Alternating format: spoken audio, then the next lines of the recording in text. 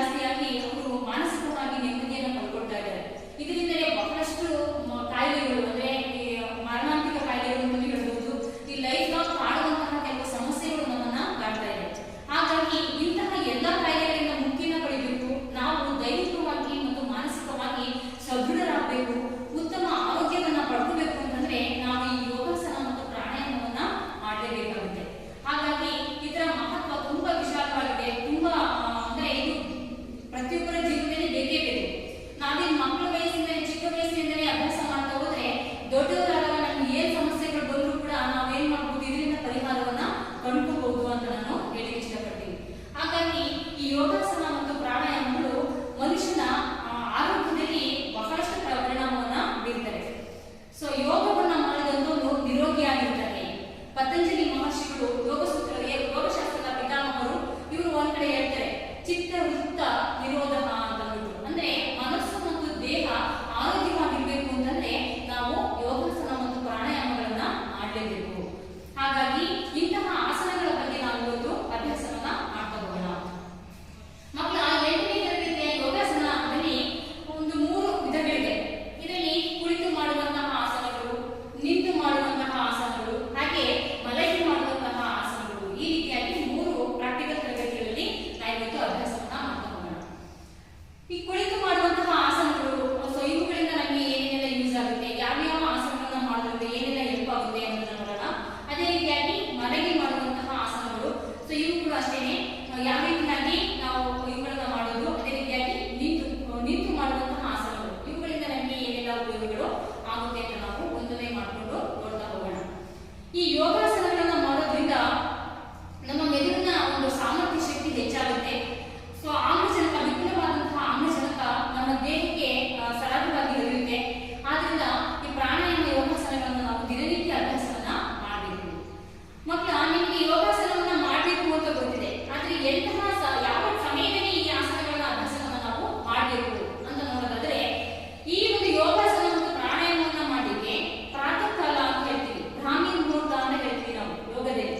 ಅಂದ್ರೆ ಮುಂಜಾನೆ ಸಮಯ 6 ರಿಂದ 7 ಗಂಟೆ ಒಳಗೆ, ಆ ಸಮಯದಲ್ಲಿ ಒಳ್ಳೆಯ ಆಮ್ಲಜನಕ, ಗಿಡಮರಗಳು ಆಮ್ಲಜನಕವನ್ನು ಸೂಸ್ತಾ ಇರ್ತವೆ. ಅಂತಹ ಸಂದರ್ಭದಲ್ಲಿ ಆ ವಿಪುಲವಾದಂತಹ ಆಮ್ಲಜನಕವನ್ನು ನಾವು ಇನ್ಹೇಲ್ ಮಾಡ್ಕೊಳ್ತಾ, ಒಳಗಡೆ ಪೂರಕವನ್ನ ಮಾಡ್ಕೊಳ್ತಾ, ನಮ್ಮಲ್ಲಿರುವಂತಹ ಇಂಗಾಲ ಡೈಆಕ್ಸೈಡ್ ಅನ್ನ ಎಕ್ಸೇಲ್ ಮಾಡ್ಕೊಳ್ತಾ, ಅಂದ್ರೆ ರೇಚಕವನ್ನ ಮಾಡ್ತಾ ನಾವು ಈ ಆಸನಗಳನ್ನ ಮಾಡೋದ್ರಿಂದ ನಮಗೆ ಉತ್ತಮ ಆರೋಗ್ಯ ಲಭಿಸುತ್ತೆ ಅಂತ ನಾವು ಹೇಳ್ಬೋದು. ಈ ಪೂರಕ, ಕುಂಭಕ, ರೇಚಕಗಳ ಗಮನಪೂರ್ವಕ ಅಭ್ಯಾಸವೇ ಪ್ರಾಣಾಯಾಮ ಅಂತ ಹೇಳ್ತಾರೆ. ಈ ಯೋಗಾಸನಗಳನ್ನ ಮಾಡುವಾಗ ಅಷ್ಟೇನೆ ನಾವು ನಿರಾಹಾರಿಯಾಗಿರ್ಬೇಕು. ಅಂದ್ರೆ ಆಹಾರವನ್ನ ಸೇವಿಸಬಾರ್ದು, ಸಡಿಲವಾದ ವಸ್ತ್ರಗಳನ್ನ ಸಾಧ್ಯವಾದಷ್ಟು ಕಡಿಮೆ ವಸ್ತ್ರವನ್ನ ಧರಿಸಬೇಕು, ತುಂಬಾ ಟೈಟ್ ಆಗಿರುವಂತಹ ಬಿಗಿಯಾಗಿರುವಂತಹ ಬಟ್ಟೆಗಳನ್ನ ಹಾಕಿ ಯೋಗಾಸನವನ್ನ ಮಾಡಬಾರ್ದು. ಕೆಲವೊಂದು ಕಾಯಿಲೆಗಳಿರುವಂತವ್ರು, ಈ ಬ್ಯಾಕ್ ಪೇನ್ ಅಥವಾ ಕಾಲು ನೋವುಗಳು ಬಹಳ ಇರುತ್ತೆ, ಅಂತವ್ರು ಬಲವಂತವಾಗಿ ಯೋಗಾಸನವನ್ನ ಮಾಡಬಾರ್ದು, ಕೆಲವೊಂದು ಆಸನಗಳನ್ನ ಮಾಡಬಾರ್ದು. ಯೋಗಾಸನ ಅನ್ನುವಂಥದ್ದು ಮಾಡ್ತಾ ನಿಧಾನವಾಗಿ ಬರುವಂಥದ್ದು, ಬಾಡಿಯಲ್ಲಿ ಫ್ಲೆಕ್ಸಿಬಿಲಿಟಿ ಅನ್ನುವಂಥದ್ದು ನಾವು ಅಭ್ಯಾಸ ಮಾಡಿದಾಗ ನಮಗೆ ಬರುತ್ತೆ. ಹಾಗಾಗಿ ಬಲವಂತವಾಗಿ ನನಗೆ ಮಾಡಲೇಬೇಕು ಅಂತ ಮಾಡಿದಾಗ ಏನಾಗುತ್ತಪ್ಪ ಅಂತಂದ್ರೆ ಎಲ್ಲ ಉಸಿರುಕೊಳ್ಳುವಂತಹ ಸಮಸ್ಯೆಗಳು, ಇಂತಹ ಬೇರೆ ಬೇರೆ ತೊಂದರೆಗಳು ಉಂಟಾಗುತ್ತೆ. ಹಾಗಾಗಿ ಹೃದಯ ಸಂಬಂಧಿ ಕಾಯಿಲೆಗಳಿರುವಂತವರು, ಕೆಲವೊಂದು ಬೇರೆ ಬೇರೆ ತೊಂದರೆಗಳಿರುವಂತವರು ಇಂತಹ ಕೆಲವೊಂದು ಆಸನಗಳಿಂದ ಮುಕ್ತಿಯನ್ನ ಪಡಿಬೇಕಾಗುತ್ತೆ. ಆದ್ರೆ ನಮಗೆ ಮುಂದೆ ಇಂತಹ ಕಾಯಿಲೆಗಳು ಬರಬಾರ್ದು ಅಂತಂದ್ರೆ ನಾವು ಈ ಏಜಿನಲ್ಲಿ, ಚಿಕ್ಕ ವಯಸ್ಸಿನಿಂದಲೇ ಯೋಗಾಸನವನ್ನ ಮಾಡಬೇಕಾಗುತ್ತೆ. ಅದಕ್ಕೋಸ್ಕರ ಹೇಳ್ತಾರೆ ಯೋಗಾಸನದಲ್ಲಿ ಸೊ ಈ ಉಸಿರಾಟದ ಕ್ರಿಯೆಗಳಿಗೂ ಕೂಡ ನಾವು ಗಮನವನ್ನ ಕೊಡ್ತೇವೆ. ಅಂದ್ರೆ ನಾವು ಎದೆಯನ್ನು ಅಗ್ಗರಿಸಿದಾಗ ಅಥವಾ ಸೊ ನಾವು ಕೈಗಳನ್ನ ಅಥವಾ ಹಿಂಭಾಗಕ್ಕೆ ನಾವು ಬಾಡಿಯನ್ನ ಬೆಂಡ್ ಮಾಡಿದಾಗ ಪೂರಕವನ್ನ ಮಾಡ್ಕೊಳ್ತೀವಿ. ಸೊ ಬಾಡಿಯನ್ನ ಹಿಗ್ಗಿಸ್ತೀವಿ, ಆಗ ನಾವು ಉಸಿರನ್ನ ತಗೊಳ್ತೀವಿ. ಅದೇ ರೀತಿಯಾಗಿ ನಾವು ಮುಂದಕ್ಕೆ ಬಾಗುವಾಗ ಅಥವಾ ಸೊ ಆ ಕಡೆ ಈ ಕಡೆ ಟರ್ನ್ ಮಾಡುವಾಗ ಏನ್ ಮಾಡ್ತೀವಿ, ನಾವು ರೇಚಕವನ್ನ ಕಂಪ್ಲೀಟ್ ಆಗಿ ರೇಚಕವನ್ನ ಮಾಡಿ ಮುಂದಕ್ಕೆ ಬರಬೇಕು. ಇದನ್ನ ನಾವು ನೆನಪಿನಲ್ಲಿ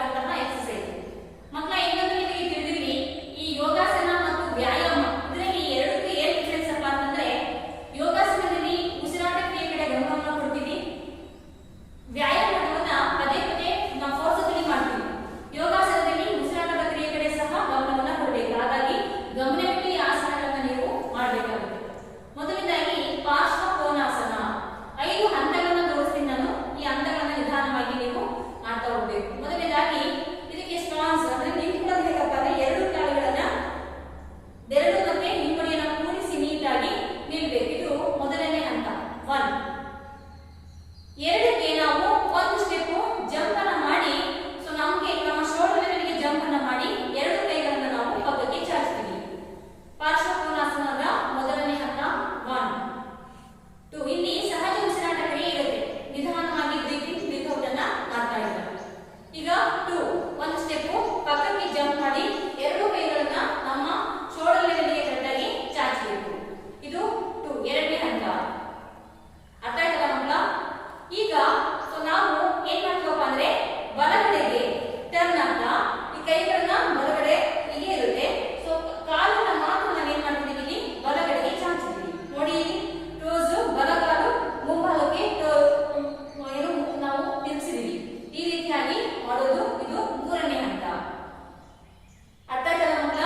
ಇದು ಇವಾಗಲೂ ಕೂಡ ಸಹಜ ಉಸಿರಾಟ ಕ್ರಿಯೆ ಇರುತ್ತೆ. ಈಗ ಏನ್ ಮಾಡ್ತೀವಪ್ಪ ಅಂದ್ರೆ ಕಾಲನ್ನ ಸ್ವಲ್ಪ ನಾಲ್ಕನೇ ಹಂತಕ್ಕೆ ಕಾಲನ್ನ ಸ್ವಲ್ಪವಾಗಿ ಬೆಂಡ್ ಮಾಡ್ತಾ ಇದ್ದೀವಿ. ನೋಡಿ ಕಾಣಿಸ್ತಿದೆಯಲ್ಲ ಮಕ್ಕಳ ನಿಮಗೆ? ಇಲ್ಲಿ ಕಾಲನ್ನ ಸ್ವಲ್ಪ ಬೆಂಡ್ ಮಾಡಬೇಕು. ಸೊ ಈ ರೀತಿಯಾಗಿ ಇದು ನೇರ ಬರಬೇಕು ಬಾಡಿ, ಹಾಗಾಗಿ ಕಾಲನ್ನ ಬೆಂಡ್ ಮಾಡ್ತಾ ಇದ್ದೀವಿ. ಇದು ನಾಲ್ಕನೇ ಹಂತ. ಐದನೇ ಹಂತಕ್ಕೆ ನಾನು ಏನ್ ಮಾಡ್ತಾ ಇದ್ದೀನಿ ಅಂದ್ರೆ ಈ ಕೈಯನ್ನ ಬಲಗೈಯನ್ನ ಬಲಗಾಲ ಹತ್ತಿರ ಊರಿ ಕೈಯನ್ನ ಸಂಪೂರ್ಣವಾಗಿ ನಾನು ಪಕ್ಕಕ್ಕೆ ತಗೊಂಡು ಹೋಗ್ತಾ ಇದ್ದೀನಿ. ಇವಾಗ ನೀವು ಏನ್ ಮಾಡ್ತೀರಾ ಅಂತಂದ್ರೆ ಕಂಪ್ಲೀಟ್ ರೇಚಕವನ್ನ ಮಾಡ್ತೀರಾ. ಇದು ಲಾಸ್ಟ್ ಅಂತ. ಇಲ್ಲಿ ನೀವೇನ್ ಮಾಡ್ತೀರಿ, ಕಿವಿಗೆ ಕೈಗಳು ಹತ್ತಿರಬೇಕು, ಕಂಪ್ಲೀಟ್ ಆಗಿ ರೇಚಕವನ್ನ ಮಾಡಬೇಕು. ನೋಡಿ ಕೈಗಳನ್ನ ಊರಿ ಪಕ್ಕಕ್ಕೆ ಕಿವಿಯ ನೇರದಲ್ಲಿ ಎಡಗೈಯನ್ನ ಚಾಚಬೇಕು. ಇದು ಪಾರ್ಶ್ವ ಕೋನಾಸನ. ಅಗೇನ್ ವಾಪಸ್ ಬನ್ನಿ, ಕಾಲನ್ನ ಸರಿಪಡಿಸ್ಕೊಳ್ಳಿ, ಮತ್ತೆ ಜಂಪ್ ತಗೊಳ್ಳಿ. ಸೊ ಮೊದಲನೇ ಸ್ಥಿತಿ 1. ಈಗ ನಿಧಾನವಾಗಿ ಬಲಗಡೆಗೆ ಮಾಡಿದ್ವಿ, ಅದೇ ರೀತಿಯಾಗಿ ಎಡಗಡೆಗೆ ಮಾಡೋಣ. 1 2 3 4 5.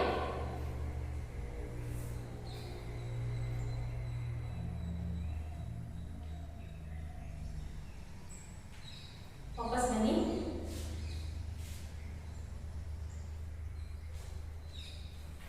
ಇದು ಪಾರ್ಶ್ವ ಕೋನಾಸನ. ಇಲ್ಲಿ ನಿಮಗೆ ಉಸಿರಾಟ ಕ್ರಿಯೆ ಕಡೆ ಗಮನವನ್ನು ಕೊಡಿ. ಪೂರಕ, ಕುಂಭಕ ಮತ್ತು ರೇಚಕ ಈ ಮೂರು ಅಭ್ಯಾಸಗಳು ಕೂಡ ಸೈಮಲ್ಟೇನಿಯಸ್ಲಿ ಆಗ್ತಾ ಇರುತ್ತೆ. ಇದು ಮೊದಲನೇ ಅಭ್ಯಾಸ. ಇದು ಯಾವುದು? ಪಾರ್ಶ್ವ ಕೋನಾಸನ. ಈಗ ಎರಡನೇ ಒಂದು ಆಸನವನ್ನ ಮಾಡ್ತಾ ಹೋಗೋಣ. ಓಕೆ ಮಕ್ಕಳ, ನಾನೀಗ ಎರಡನೇ ಒಂದು ನಿಂತು ಮಾಡುವ ಆಸನದಲ್ಲಿ ಎರಡನೇ ಒಂದು ಆಸನವನ್ನ ಮಾಡ್ತಾ ಹೋಗೋಣ. ಮೊದಲನೇದು ಪಾರ್ಶ್ವ ಕೋನಾಸನ ಆಯ್ತು. ಈಗ ಪರಿವೃತ್ತ ತ್ರಿಕೋನಾಸನ. ಏನ್ ಹೇಳಿ ಮಕ್ಕಳ? ಪರಿವೃತ್ತ ತ್ರಿಕೋನಾಸನ ಅಂದ್ಬಿಟ್ಟಿದ್ರೆ ಹೆಸರು. ಇಲ್ಲಿ ಪಾರ್ಶ್ವ ಕೋನಾಸನದಲ್ಲಿ ನೀವು ಯಾವ ಕಾಲನ್ನ ಪಕ್ಕಕ್ಕಿಟ್ಟಿದ್ರಿ ಅದರ ಆಲ್ಟರ್ನೇಟಿವ್ ಹ್ಯಾಂಡ್ ಮಾತ್ರ ನೀವು ಏನು ಕಿವಿಯ ನೇರದಲ್ಲಿ ನೇರ ಮಾಡಿದ್ರಿ. ಇಲ್ಲಿ ಆಲ್ಟರ್ನೇಟಿವ್ ಕೈಗಳನ್ನ ನಾವು ಈ ಕಡೆ ಪಕ್ಕದಲ್ಲಿ ಚಾಚಬೇಕಾಗುತ್ತೆ. ನಾನು ಈಗ ಮಾಡಿ ತೋರಿಸ್ತೀನಿ ನೋಡಿ. ಇದರಲ್ಲೂ ಅಷ್ಟೇ ಪೂರಕ, ಕುಂಭಕ ಮತ್ತು ರೇಚಕಗಳ ಕಡೆ ಅಭ್ಯಾಸ ಮಾಡುವಾಗ ಗಮನವನ್ನ ಕೊಡಬೇಕಾಗುತ್ತೆ. ಮೊದಲನೇದಾಗಿ ನಂಬರ್ 1 ಅಲ್ಲಿ ನಾವೇನ್ ಮಾಡ್ತೀವಿ, ಎರಡು ಕಾಲುಗಳನ್ನ ಕಂಪ್ಲೀಟ್ ಆಗಿ ಸೊ ಪಕ್ಕಕ್ಕೆ ಹಚ್ಚಿ ನೀಟಾಗಿ ನಿಲ್ತೀವಿ. ಇದು ಮೊದಲನೇ ಒಂದು ಸ್ಥಿತಿ ಪರಿವೃತ್ತ ತ್ರಿಕೋನಾಸನದಲ್ಲಿ. ಇದು 1. ಇಲ್ಲಿ ಅಷ್ಟೇ ಸಹ ನಾವು ನಿಧಾನವಾಗಿ ಉಸಿರಾಟವನ್ನ ಮಾಡ್ತಾ ಇದ್ದೀವಿ. ಈಗ ನಂಬರ್ 2ಗೆ ಎರಡನೇ ಒಂದು ಎಣಿಕೆಗೆ ಕಾಲುಗಳನ್ನ ನಮ್ಮ ಶೋಲ್ಡರ್ ಲೆವೆಲ್ನಲ್ಲಿ ನಾವು ಜಂಪ್ ಮಾಡಿ ಪಕ್ಕಕ್ಕೆ ಇಡ್ತೀವಿ. 2 ಪಕ್ಕಕ್ಕೆ ಚಾಚಿದ್ವಿ, ಎರಡು ಕೈಗಳು ನೇರವಾಗಿದೆ. ಸೊ ಬೆರಳುಗಳು ಸಹ ನಾವು ನೀಟಾಗಿ ಕೂಡಿಸಿ ಇಟ್ಕೋಬೇಕಿದೆ. ಅರ್ಥ ಆಯ್ತಲ್ವಾ? ಇದು 2. ಸೊ ಸಾಧ್ಯವಾದಷ್ಟು ನಿಮ್ಮ ಶೋಲ್ಡರ್ ಲೆವೆಲ್ಗೆ ಕಾಲುಗಳನ್ನ ಇಟ್ಕೊಳ್ಳಿ, ಈಸಿ ಆಗುತ್ತೆ. ಓಕೆ, ಈಗ 3ಗೆ ನಾವೇನ್ ಮಾಡ್ತೀವಪ್ಪ ಅಂದ್ರೆ ಸೇಮ್. ಸೊ ನಾವು ಕಾಲುಗಳನ್ನ ಹೀಗೆ ಟರ್ನ್ ಮಾಡ್ತೀವಿ. ನೋಡಿ ಅವಾಗಲೇ ಮಾಡಿದ್ರಪ್ಪ ನೀವು ಪಾರ್ಶ್ವ ಕೋನಾಸನದಲ್ಲಿ ಮಾಡಿದ್ರಿ, ಅದೇ ರೀತಿಯಾಗಿ ಕಾಲನ್ನ ಟರ್ನ್ ಮಾಡಿದ್ರಿ. ಇದು 3. ಇಲ್ಲಿ ಸಹ ಪೂರಕ ರೇಚಕವನ್ನ ನಿಧಾನವಾಗಿ ಮಾಡ್ತಾ ಇದ್ದೀರಾ. ಈಗ ನಾನು ಬಾಡಿಯನ್ನ ಟರ್ನ್ ಮಾಡ್ತೀನಿ. ಇದು 4 ಸ್ಥಿತಿ. ಇಲ್ಲಿ ನೋಡಿ ಕಾಣಿಸ್ತಿದೆಯಲ್ಲ ಮಕ್ಕಳ? ಬಾಡಿಯನ್ನ ನಾನು ಟರ್ನ್ ಮಾಡಿದೆ. ಇದು 4. ಈಗ 5 ಏನ್ ಮಾಡ್ತೀನಪ್ಪ ಅಂದ್ರೆ ಆಲ್ಟರ್ನೇಟಿವ್ ಹ್ಯಾಂಡ್ ಅನ್ನ ಅಂದ್ರೆ ನನ್ನ ಬಲಗೈನ ಹತ್ತಿರ ಎಡಗೈಯನ್ನ ಕೂರ್ತೀನಿ, ಎಡಗೈಯ ಅಂಗೈಯನ್ನ ನಾನು ಕೂರ್ತೀನಿ. ಇದು ಲಾಸ್ಟ್ ಸ್ಥಿತಿ 5. ಕೈಯನ್ನ ಈ ಕೈಯನ್ನ ನೇರ ಮಾಡ್ತೀನಿ, ನನ್ನ ದೃಷ್ಟಿ ಈ ಕಡೆ ಇದೆ. ಇಲ್ಲಿ ನಾನು ಕಂಪ್ಲೀಟ್ ಆಗಿ ರೇಚಕವನ್ನ ಮಾಡಿದ್ದೀನಿ, ಗಾಳಿಯನ್ನ ಹೊರ ಹಾಕಿದ್ದೀನಿ. ಓಕೆ 5.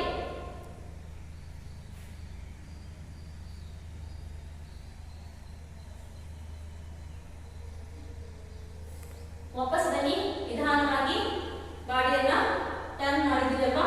ಸೊ ಸೇಮ್ ಪೊಸಿಷನ್ ಗೆ ಬನ್ನಿ ಅಗೇನ್. ಸೊ ಮತ್ತೆ 1 ಗೆ ಬನ್ನಿ. ಅದೇ ರೀತಿಯಾಗಿ ನಾವು ಇನ್ನೊಂದು ಸೈಡ್ ಲೆಫ್ಟ್ ಸೈಡ್ ಸಹ ಮಾಡಬೇಕು. ಯಾವುದೇ ಯೋಗಾಸನವನ್ನ, ಯಾವುದೇ ಆಸನಗಳು, ಯೋಗಾಸನದಲ್ಲಿ ಯಾವುದೇ ಆಸನವನ್ನ ಒಂದು ಕಡೆಗೆ ನಾವು ಮಾಡಿ ಬಿಡಬಾರ್ದು, ಎರಡೂ ಕಡೆಗೆ ಮಾಡಬೇಕು. ಯಾಕಂದ್ರೆ ನಮಗೆ ಎರಡೂ ಕಡೆಯ ಕಾಲು ಮತ್ತು ಕೈಗಳು, ಈ ಕಡೆ ಕಾಲು ಮತ್ತು ಕೈ ಎರಡೂ ಕಡೆಗೂ ನಮಗೆ ಶಕ್ತಿ ಬೇಕಾಗಿರೋದ್ರಿಂದ, ಸಮಾನವಾದ ಶಕ್ತಿ ಬೇಕಾಗಿರೋದ್ರಿಂದ ಎರಡೂ ಸೈಡ್ ನಾವು ಈ ಎಕ್ಸರ್ಸೈಸ್ ಗಳನ್ನ, ಯೋಗಾಸನವನ್ನ ಮಾಡಬೇಕಾಗುತ್ತೆ, ಆಸನಗಳನ್ನ ಮಾಡಬೇಕಾಗುತ್ತೆ. ಓಕೆ 1 2 3 4 5.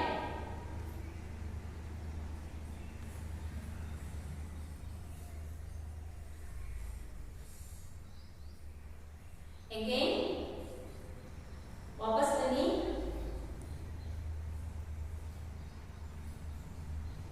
ಸ್ಥಿತಿ ಅರ್ಥ ಆಯ್ತಲ್ಲ ಮಕ್ಕಳ? ಇದು ಪರಿವೃತ್ತ ತ್ರಿಕೋನಾಸನ. ಪಾರ್ಶ್ವಕೋನಾಸನದಲ್ಲಿ ನಾವು ಆ ಬದಿಗೆ ನಮ್ಮ ಬಾಡಿಯನ್ನು ಬೆಂಡ್ ಮಾಡ್ತೀವಿ. ಪರಿವೃತ್ತ ತ್ರಿಕೋನಾಸನದಲ್ಲಿ ನಾವು ಆಲ್ಟರ್ನೇಟಿವ್ ಹ್ಯಾಂಡ್ ಅನ್ನು ಬೇರೆ ಅಂದ್ರೆ ಆಲ್ಟರ್ನೇಟಿವ್ ಲೆಗ್ ಹತ್ರ ನಾವು ಕೂರ್ತೀವಿ. ಇದು ಪರಿವೃತ್ತ ತ್ರಿಕೋನಾಸನ. ಇದು ಈಗ ಒಂದು ಮೂರನೇ ಒಂದು ಆಸನವನ್ನು ನಾವು ನಿಂತು ಮಾಡುವ ಆಸನದಲ್ಲಿ ಮಾಡ್ತಾ ಹೋಗೋಣ. ಓಕೆ ಮಕ್ಕಳ, ನಾವೀಗ ಮೂರನೇ ಒಂದು ಆಸನ ಅರ್ಧಕಟಿ ಚಕ್ರಾಸನ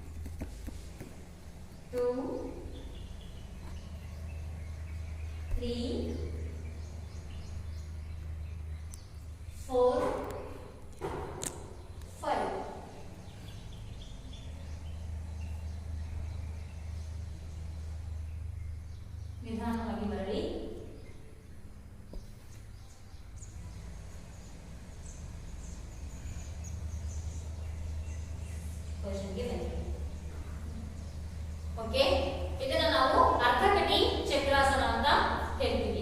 ಇನ್ನು ಮುಂದಿನ ಒಂದು ಆಸನವನ್ನು ನಾವೀಗ ನೋಡೋಣ. ಅವನಿಗೆ ಕೊಟ್ಟೆ ಹಾಗೆ ಕೆಳಗಿಟ್ರೆ ಕಾಣುತ್ತೆ ಪೂರ್ತಿ ಕಾಣುತ್ತಾ. ಓಕೆ ಮಕ್ಕಳ, ನಾವೀಗ 8ನೇ ತರಗತಿಯ ನಿಂತು ಮಾಡುವ ಆಸನಗಳನ್ನು ನಾವೀಗ ಮಾಡಿದ್ದು. ಈಗ ಕುಳಿತು ಮಾಡುವಂತಹ ಆಸನಗಳನ್ನು ನಾವೀಗ ನೋಡೋಣ. ಕೂತ್ಕೊಳ್ಳಿ ಮಕ್ಕಳ. ಎರಡು ಕಾಲುಗಳನ್ನು ಚಾಚಿ ನೇರವಾಗಿ ಕೂತ್ಕೋಬೇಕು. ಬೆನ್ನಿನ ಭಾಗ ನೇರವಾಗಿರ್ಬೇಕು, ಸ್ಟ್ರೈಟ್ ಆಗಿರ್ಬೇಕು. ಯಾವಾಗಲೂ ಆಸನಗಳನ್ನ ಮಾಡುವಾಗ ನಮ್ಮ ಪಾಸ್ಚರ್ ಅಂದ್ರೆ ನಿಲುವು ನೇರವಾಗಿರ್ಬೇಕು, ಬೆಂಡ್ ಆಗಿರಬಾರ್ದು. ಸ್ಟ್ರೈಟ್ ಆಗಿ ಕೈಗಳನ್ನ ಮುಂದೆ ಚಾಚಿ ಹೀಗೆ ಬಗ್ಬೇಡಿ, ಕೂತ್ಕೊಳ್ಳಿ. ಅಥವಾ ಆರಾಮ್ಸೆ ಅಥವಾ ಪಕ್ಕಕ್ಕೆ ಹಚ್ಕೊಳ್ಳಿ ಕೈಗಳನ್ನ. ಪೊಸಿಷನ್ ಬಂದಾಗ ಕೈಗಳನ್ನ ಮುಂದೆ ಚಾಚುವಂಥದ್ದು. ಅರ್ಥ ಆಯ್ತಲ್ವಾ? ಇದು ಕುಳಿತು ಮಾಡುವ ಆಸನಗಳ ಪೊಸಿಷನ್. ಸರಸ್ನಲ್ಲಿ ಕೂತ್ಕೋ. ಓಕೆ, ಈಗ ನಾವು ಮಾಡಿದಂತಹ ಆಸನ ಯಾವ್ದಪ್ಪ ಅಂದ್ರೆ ಉಷ್ಟ್ರಾಸನ ಅಂತ ಅಂದ್ಬಿಟ್ಟು. ಇದು 1 ಅಂದ್ರೆ ಸ್ಥಿತಿ ಮಾಡುವಂತಹ ಈ ಉಷ್ಟ್ರಾಸನವನ್ನ ಮಾಡುವಂತಹ ಸ್ಥಿತಿ. ಎರಡು ಕಾಲುಗಳನ್ನ ಚಾಚಿ ಕಾಲುಗಳ ಹಿಂಬದಿಗಳನ್ನ ಕೂಡಿಸಬೇಕು. ಮುಂದೆ ಮುಂಭಾಗ ಟೋಸು ಸಹ ಮುಂಗಾಲು ಸಹ ಕೂಡಿರ್ಬೇಕು. ಅರ್ಥ ಆಯ್ತಲ್ಲ ಮಕ್ಕಳ? ಇದು ಉಷ್ಟ್ರಾಸನದ ಮೊದಲನೇ ಹಂತ. ಎರಡನೇ ಹಂತ, ಈಗ ಬಲಗಾಲನ ಮಡಿಸಿ ನಿಮ್ಮ ಪೃಷ್ಠದ ಕೆಳಗೆ ಇಟ್ಕೊಳ್ತೀರಾ. ಬಲಗಾಲನ ಮಡಿಸಿ ನಿಮ್ಮ ಪೃಷ್ಠದ ಕೆಳಗೆ ಇಟ್ಕೊಳ್ಳೋದು ಇದು ಎರಡನೇ ಹಂತ, ಸ್ಥಿತಿ 2. ಅರ್ಥ ಆಯ್ತಲ್ಲ ಮಕ್ಕಳ? ಇಲ್ಲೂ ಸಹ ಸಹಜ ಉಸಿರಾಟ ಕ್ರಿಯೆ ಕಡೆ ನಿಮ್ಮ ಗಮನ ಇರಲಿ. ಪೂರಕ ರೇಚಕವನ್ನ ಮಾಡ್ತಾ ಇರ್ಬೇಕು. ನಿಧಾನವಾಗಿ ಪೂರಕವನ್ನ ಮಾಡಿ ಅದೇ ರೀತಿಯಾಗಿ ರೇಚಕವನ್ನ ಸಹ ಮಾಡ್ತಾ ಇದ್ದೀರಾ. ಈಗ ಎಡಗಾಲನ್ನು ತೆಗೆದು ನಿಮ್ಮ ಪೃಷ್ಠದ ಕಡೆಗೆ ಇಟ್ಕೊಳ್ಳಿ. ಇದು ಸ್ಥಿತಿ 3. ಇಲ್ಲಿ ಸಹ ನಾವು ಉಸಿರಾಟ ಕ್ರಿಯೆಯನ್ನ ಮಾಡ್ತೀವಿ. ಮಕ್ಕಳ, ನಿಮಗೆ ಇದು ತಿಳಿದಿರಲಿ, ಈ ಒಂದು ಸ್ಥಿತಿಯಲ್ಲಿ ಹೆಚ್ಚಿನ ಅಂಶ ಉಸಿರಾಟ ಕ್ರಿಯೆ ಚೆನ್ನಾಗಾಗುತ್ತೆ. ನಾವು ಈ ಹಂತದಲ್ಲಿ ಏನಾದರೂ ಗ್ಯಾಸ್ಟ್ರೈಟಿಸ್ ಪ್ರಾಬ್ಲಮ್ ಇರುವಂತವರು ಈ ಸ್ಥಿತಿಯಲ್ಲಿ ಕುಳಿತಿದ್ರೆ ವಜ್ರಾಸನ ಅಂತ ಕೂಡ ಕರಿತೀವಿ ನಾವು. ಈ ಸ್ಥಿತಿಯಲ್ಲಿ ಕುಳಿತು ನಾವು ಧ್ಯಾನವನ್ನ ಮಾಡಬಹುದು. ಜೊತೆಗೆ ಉಸಿರಾಟ ಕ್ರಿಯೆಯನ್ನ ಮಾಡೋದ್ರಿಂದ ನಮ್ಮ ಆರೋಗ್ಯ ತುಂಬಾ ಚೆನ್ನಾಗಿ ಆಗುತ್ತೆ. ಹಾಗಾಗಿ ಈ ಸ್ಥಿತಿಯಲ್ಲಿ ಸಹಜವಾಗಿ ಪೂರಕ ರೇಚಕವನ್ನು ನಾವು ಮಾಡ್ತಾ ಇದ್ದೀವಿ. ಕಾಲುಗಳನ್ನ ಹೀಗೆ ಹಿಂದೆ ನೇರವಾಗಿ ಕೂಡಿಸಿ, ಕಾಲುಗಳನ್ನ ಕೂಡಿಸಿ ಒಂದೊಂದು ಕತ್ತರಿ ಆಕಾರದಲ್ಲಿ ಮಾಡಬೇಡಿ. ಓಕೆ, ಈಗ ನಿಮ್ಮ ಮೊಣಕಾಲ ಮೇಲೆ ಬನ್ನಿ. ಸ್ಥಿತಿ 4. ಮೊಣಕಾಲ ಮೇಲೆ ಬನ್ನಿ, ಕೈಗಳನ್ನ ಸೊಂಟದ ಹತ್ತಿರ ಇಟ್ಕೊಳ್ಳಿ. ಇದು ಸ್ಥಿತಿ 4. ಇಲ್ಲಿ ಸಹ ಸಹಜ ಉಸಿರಾಟ ಕ್ರಿಯೆಯನ್ನ ಮಾಡಬೇಕು. ಈಗ ಕೊನೆಯ ಹಂತ 5 ಉಷ್ಟ್ರಾಸನ ಸ್ಥಿತಿ. ಕೈಗಳನ್ನ ನಿಧಾನವಾಗಿ ಒಂದೊಂದೇ ಕೈಗಳನ್ನ ನಿಮ್ಮ ಪಾದಗಳ ಅಂಗಾಲಿಗೆ ಮೂಡಿಸಿ ಇಟ್ಕೊಳ್ಳಿ. ಪಾದದ ಅಂಗಾಲನ್ನ ಇಟ್ಕೊಳ್ಳಿ. ತಲೆ ಹಿಂದೆ ಹೋಗಿ, ತಲೆ ಕಂಪ್ಲೀಟ್ ಹಿಂದೆ ಹೋಗಿ ಸಹಜ ಉಸಿರಾಟ ಕ್ರಿಯೆಯನ್ನ ಮಾಡಿ. ಸಹಜ ಉಸಿರಾಟ ಕ್ರಿಯೆಯನ್ನ ಮಾಡಿ. ಹೀಗೆ ಪೊಸಿಷನ್ ಅಲ್ಲಿ ಕಡಿಮೆ ಇದ್ರೂ 4-5 ಸೆಕೆಂಡ್ ಆದ್ರೂ ಕೂಡ ನೀವು ನಿಲ್ಬೇಕು. ಆಗ ಮಾತ್ರ ನಿಮ್ಮ ಒಂದು ಶಕ್ತಿ ವೃದ್ಧಿ ಆಗುವಂಥದ್ದು ಅಂತ ನಾವು ಹೇಳ್ಬೋದು. ಇದು ಉಷ್ಟ್ರಾಸನ ಸ್ಥಿತಿ. ಇದು 5ನೇ ಹಂತ. ನಿಧಾನವಾಗಿ ಒಂದೊಂದೇ ಕೈಗಳನ್ನ ಮೂಲ ಸ್ಥಿತಿಗೆ ತಗೊಂಡ್ಬನ್ನಿ. ನಿಧಾನವಾಗಿ ತಗೊಂಡ್ಬನ್ನಿ.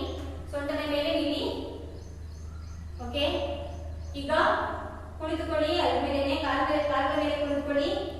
ಮತ್ತೆ ವಾಪಸ್ ನೀವು ಯಾವ ಸ್ಥಿತಿಯಲ್ಲಿ ಈ ಆಸನಗಳನ್ನ ಹಂತಗಳಿಂದ ಮಾಡ್ತೀರೋ ಅದೇ ಹಂತಗಳಿಂದ ವಾಪಸ್ ಆಗ್ಬೇಕು ನಾವು. ಈಗ ಒಂದೊಂದೇ ಕಾಲನ ಫಸ್ಟ್ ಇದ್ದಂಥದ್ದು ಎಡಗಾಲ, ಬಲಗಾಲ. ಬಲಗಾಲನ ತೆಗೆದು ನೇರ ಮಾಡಿ.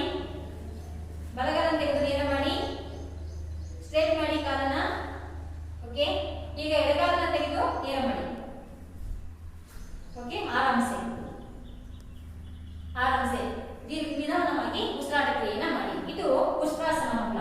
ಅರ್ಥ ಆಯ್ತಲ್ಲ? ಈ 5 ಹಂತಗಳು ಇವುಗಳನ್ನ ನಿಧಾನವಾಗಿ ಅಭ್ಯಾಸ ಮಾಡಬೇಕು. ವ್ಯಾಯಾಮಗಳನ್ನು ನಾವು ಫಾಸ್ಟ್ ಆಗಿ ಮಾಡ್ತೀವಿ, ಚುರುಕುತನದಿಂದ ಮಾಡ್ತೀವಿ. ಆದರೆ ಯೋಗಾಸನವನ್ನ ತುಂಬಾ ನಿಧಾನವಾಗಿ ಮಾಡಬೇಕು. ಯಾಕಂದ್ರೆ ಯೋಗಾಸನ ಬರೀ ಬಾಡಿಗೆ ಎಕ್ಸರ್ಸೈಸ್ ಅಷ್ಟೇ ಅಲ್ಲ. ಇಲ್ಲಿ ಪೂರಕ, ಕುಂಭಕ ಮತ್ತು ರೇಚಕಗಳನ್ನ ಗಮನದಲ್ಲಿ ಇಟ್ಕೊಂಡು ನಾವು ಯೋಗಾಸನವನ್ನ ಮಾಡೋದ್ರಿಂದ ನಿಧಾನವಾಗಿ ಪೂರಕ ಮಾಡ್ತೀವಿ, ಅದೇ ತರ ಕುಂಭಕ ಮಾಡ್ತೀವಿ, ರೇಚಕವನ್ನ ಮಾಡ್ತೀವಿ. ಹೀಗೆ ಮಾಡೋದ್ರಿಂದ ಈ ಆಸನಗಳನ್ನ ತುಂಬಾ ನಿಧಾನವಾಗಿ ಮಾಡಬೇಕಾಗುತ್ತೆ. ಇದು ಏನು ಉಷ್ಟ್ರಾಸನ. ಈಗ ಮುಂದಿನ ಓಕೆ, ಕುಳಿತು ಮಾಡುವ ಆಸನದಲ್ಲಿ ಎರಡನೇ ಒಂದು ಆಸನ ಅರ್ಧ ಮತ್ಸ್ಯೇಂದ್ರಾಸನ ಅಂತ ಅಂದ್ಬಿಟ್ಟು. ಈಗ ನಾವೀಗ ಮಾಡೋಣ. ಕುಳಿತು ಮಾಡುವ ಆಸನದ ಸ್ಥಿತಿ. ಕಾಲುಗಳನ್ನ ನಾವೇನ್ ಮಾಡ್ತೀವಿ, ನೇರ ಮಾಡಿ ಕುಳಿತುಕೋಬೇಕು. ಹೀಗೆ ಕಾಲುಗಳನ್ನ ಸ್ಟ್ರೇಟ್ ಆಗಿ ಇಟ್ಕೋಬೇಕು. ಬೆನ್ನಿನ ಪೊಸಿಷನ್ ನೇರವಾಗಿರ್ಬೇಕು. ಇದು ಸ್ಥಿತಿ.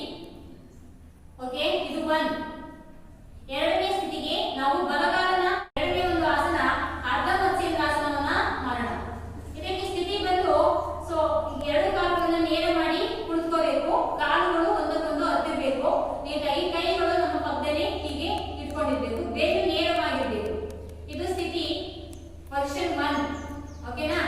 ಈಗ ಎರಡಕ್ಕೆ ಏನ್ ಮಾಡ್ತೀವಿ ಅಂದ್ರೆ ಬಲಗಾಲನ ತೆಗೆದು ಎಡತುಡಿಯ ಪಕ್ಕದಲ್ಲಿ ಕೂರ್ತೀವಿ.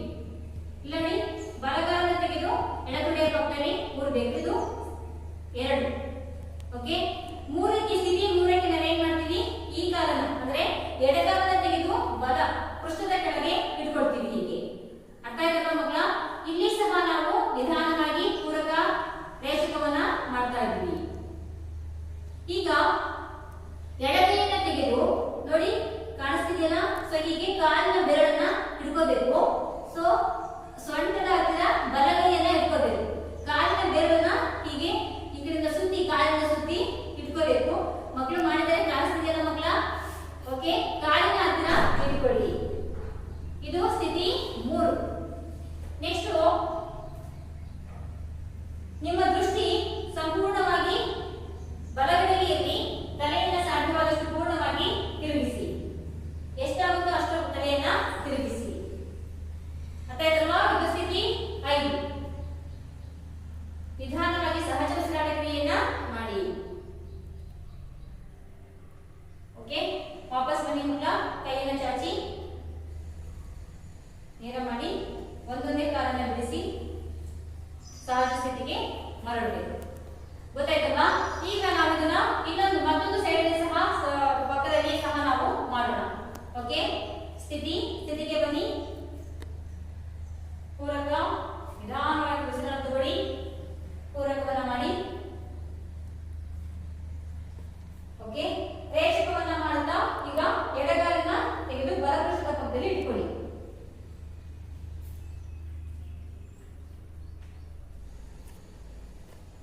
ಬಲಗಾಲನ್ನ ಮಡಿಸಿ ಪೃಷ್ಠದ ಕೆಳಗೆ ಇಟ್ಕೊಳ್ಳಿ.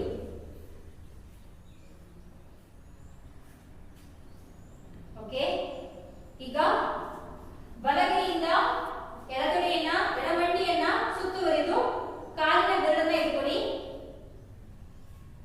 ಸೊ ಈಗ ಎಡಗೈಯನ್ನ ನಾವು ಬೆನ್ನಿನ ಸುತ್ತ ಸುತ್ತುವರಿಬೇಕು. ಎಡಗೈಯನ್ನ ಸುತ್ತಿಸಿ. ಲಾಸ್ಟ್ ಕ್ವೆಶ್ಚನ್ 5ನೇ ಹಂತ. ತಲೆಯಿಂದ ಸಂಪೂರ್ಣವಾಗಿ ಸೊ ನೀವು ಎಡಗಡೆಗೆ ಎಷ್ಟು ಸಾಧ್ಯವೋ ಅಷ್ಟು ಟರ್ನ್ ಮಾಡಿ. 5ನೇ ಹಂತ. ಸೊ ಸಂಪೂರ್ಣವಾಗಿ ತಲೆಯನ್ನು ತಿರುಗಿಸಿ ಸಹಜವಾಗಿ ಉಸಿರಾಟ ಕ್ರಿಯೆಯನ್ನ ಮಾಡಿ. ಓಕೆ. ನಿಧಾನವಾಗಿ ಕೈಗಳನ್ನು ಬಿಡಿಸಿ ಸಹಜ ಸ್ಥಿತಿಗೆ ಬನ್ನಿ. ಕಾಲುಗಳನ್ನು ಒಂದೊಂದೇ ನಿಧಾನವಾಗಿ ಬಿಡಿಸಿ ನಿಧಾನವಾಗಿ ಪೂರಕ ರೇಚಕವನ್ನ ಮಾಡಿ. ಇದು ಅರ್ಧ ಮತ್ಸ್ಯೇಂದ್ರಾಸನ. 2 ಸೈಡ್, ಒಂದ್ಸರಿ ರೈಟ್ ಸೈಡ್ಗೆ ಮತ್ತೊಂದ್ಸರಿ ಲೆಫ್ಟ್ ಸೈಡ್ಗೆ ಮಾಡುವಂತಹ ವಿಧಾನ. ಈಗ ಮುಂದಿನ ಒಂದು ಆಸನವನ್ನು ನೋಡೋಣ. ಓಕೆ. ಈಗ ನಾವು ಮತ್ತೊಂದು ಕುಳಿತು ಮಾಡುವ ಆಸನದಲ್ಲಿ ಮತ್ತೊಂದು ಆಸನ ಗೋಮುಖಾಸನ. ಈ ಆಸನವನ್ನು ನಾವೀಗ ಮಾಡ್ತಾ ಹೋಗೋಣ. ಇದರಲ್ಲೂ ಸಹ ಸ್ಥಿತಿ ಬಂದು 2 ಕಾಲುಗಳನ್ನ ನೇರ ಮಾಡಿ ಸಹಜ ಉಸಿರಾಟ ಕ್ರಿಯೆಯನ್ನ ಮಾಡಿ ಕೈಗಳನ್ನ ಪಕ್ಕಕ್ಕೆ ಇಟ್ಕೊಳ್ಳಿ. ಇದು ಸ್ಥಿತಿ 1. ಗೋಮುಖಾಸನದ ಸ್ಥಿತಿ 1. ಗೋಮುಖ ಅಂದ್ರೆ ಗೋವಿನ ಮುಖವನ್ನ ಹೋಲುವಂತಹ ಆಸನ ಅಂತ ನಾವು ಹೇಳ್ಬೋದು. ಅದಕ್ಕೋಸ್ಕರ ಇದಕ್ಕೆ ಗೋಮುಖಾಸನ ಅಂತ ಕರೀತಾರೆ. ಓಕೆನಾ. ಇದು 1. ಸಹಜವಾಗಿ ಪೂರಕವನ್ನ ಮಾಡಿ ನಿಧಾನವಾಗಿ ಮಕ್ಕಳ. ಓಕೆ. ರೇಚಕವನ್ನ ಮಾಡುತ್ತಾ ಬಲಗಾಲನ ತೆಗೆದು ಸೊ ಏನ್ ಮಾಡ್ತೀರಿ, ಎಡತುಡೆಯ ಮೇಲೆ ಇಟ್ಕೊಳ್ಳಿ.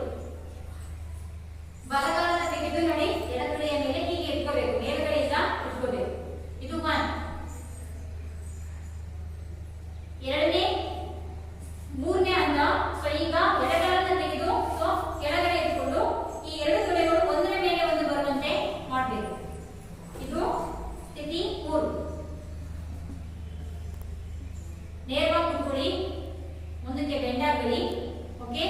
ಈಗ ಸೊ ಈ ಎಡಗೈಯನ್ನ ಹಿಂದೆಯಿಂದ ಸುತ್ತಿಸಿ ನೇರ್ಮುಖವಾಗಿ ಇಟ್ಕೊಳ್ಳಿ. ಹಸ್ತಗಳ ಅಭಿಮುಖವಾಗಿರುವಂತೆ, ಒಂದಕ್ಕೊಂದು ಅಭಿಮುಖವಾಗಿರುವಂತೆ ಇಟ್ಕೋಬೇಕು. ಬಲಗೈಯನ್ನ ತೆಗೆದು ಸೊ ಮೇಲಿಂದ ತೆಗೆದು ಸೊ ಹೀಗೆ ಅದನ್ನ ಲಾಕ್ ಮಾಡಿ, ಕೈಗಳನ್ನ ಲಾಕ್ ಮಾಡಿ, ಒಂದಕ್ಕೊಂದು ಲಾಕ್ ಮಾಡಬೇಕು. ಕೈ ತಲೆಯ ಹಿಂದೆ ನೇರವಾಗಿ ಇರಬೇಕು.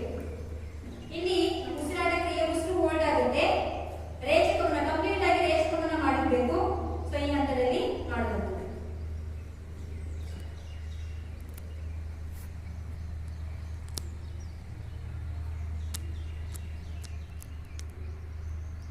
ಇದಕ್ಕೆ ಗೋಮುಖಾಸನ ಅಂತೀವಿ. ನಿಧಾನವಾಗಿ ಕೈಗಳನ್ನ ಚಾಚಿ ಈಗ ನಿಧಾನವಾಗಿ